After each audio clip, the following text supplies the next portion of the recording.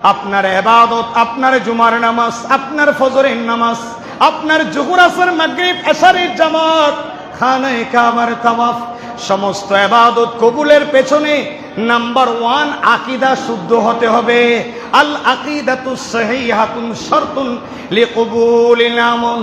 আপনার আমল কবুল হওয়ার জন্য দানের মতো আমল, রোজার মতো আমল, আপনার ভালো কথা বলার মতো আমল, দ্বীনের আমল, ধর্মের আমল, এই আমলগুলো কবুল তখনই হবে যখন আপনি পাকাপোক্ত সত্যিকার সহিহ আকীদার মানুষ হবেন। আর ওই সহিহ আকীদা হলো আহলে সুন্নাত ওয়াল জামাত। এই আহলে সুন্নাত ওয়াল জামাতের আকীদা যারা পোষণ করে তারা কোনোদিন নবীর শানে বেয়াদবি করে না, তারা কোনোদিন আউলিয়া কিরামদের শানে বেয়াদবি করবে না, তারা কোনোদিন দ্বীনের শানে বেয়াদবি করবে না, তারা কোনোদিন লা মাযহাবী হবে না, তারা কোনোদিন ইমামের বিরুদ্ধে বলবে না। তার মানে সহিহ আকীদার লোকগুলি একমাত্র প্রকৃত মুসলিম এবং তাদের ইবাদত আল্লাহর দরবারে কবুল হবে। সেজন্য অনেক মানুষ আজকে ইবাদত করে, নামাজ পড়ে, প্রত্যেক কিছু করে, কিন্তু উনি যে মত পোষণ করে ওই মতটা হলো বাতিল আকীদা। ওই মতের মধ্যে, তার আকীদার মধ্যে যারা আকীদা পোষণ করে, সে আকীদার মধ্যে আকীদা আসলো নামাজের ভিতরে নবীর খেয়াল আসলে গরু গাদার খেয়ালের চাইতে নিকৃষ্ট। আরে জুড়ে বলো না নাউজুবিল্লাহ। নামাজের ভিতরে নবীর খেয়াল আসলে গরু গাদার খেয়াল করতে পারবেন, নবীর খেয়াল করা যাবে না। নবীর খেয়াল করা নিকৃষ্ট। এই রকম আকীদা যারা পোষণ করে, বাতিল আকীদা। আপনি একজন মানুষকে সহিভাবে চিনতে হলে আপনি নামাজ দিয়ে চিনতে পারবেন না।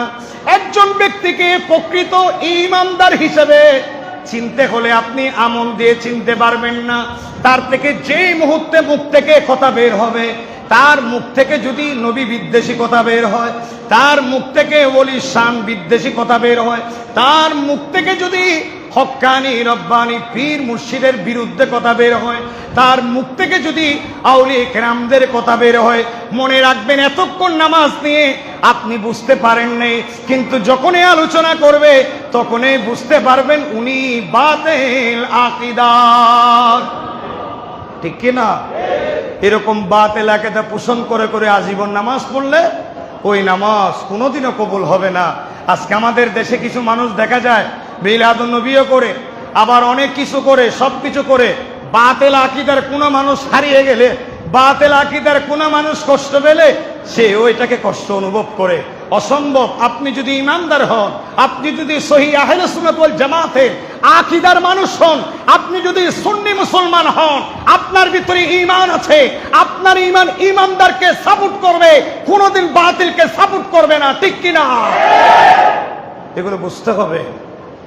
বাতিল সে যত বড় আকাশচুম্বীর প্রশংসার মালিক হোক, সে যত বড় কাজের হোক, আমার থেকে দেখতে হবে ওনার আলোচনা, আমার থেকে দেখতে হবে ওনার মুখের বুলি, আমার থেকে দেখতে হবে ওনার লিখিত ভাষ্য, আমার থেকে দেখতে হবে উনি নবীর শানে কি কি বলেছেন, ওলি আল্লাহ শানে কি কি বলেছেন।